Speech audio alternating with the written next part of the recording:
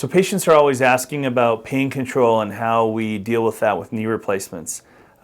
Most of our knee replacements are done the same way. Whether you're at a surgery center or at a hospital, we use multimodal anesthesia and long-acting anesthesia to try and reduce the pain for people after surgery. So after the knee goes in, we do some things, but even before you come into the operating room, we have a few tricks up our sleeve. So our anesthesia team, who is fantastic, before surgery will do a nerve block. So they'll put a needle in your groin under ultrasound with some sedation on board. So they give you some medicine so you relax first, because most people are pretty nervous. They use an ultrasound machine and they put some freezing in around the nerves that go to your knee. Those nerve blocks cut out the pain for the first 24 hours.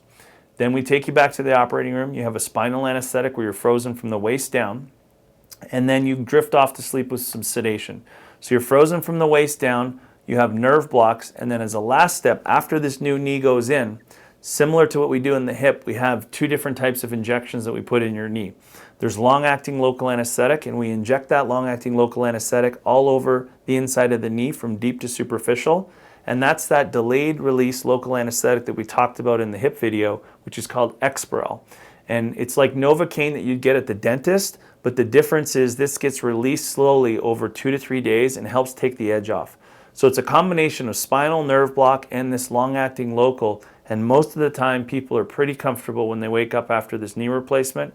And then we just encourage ice and compression and some pain medicine afterwards, and people do very well.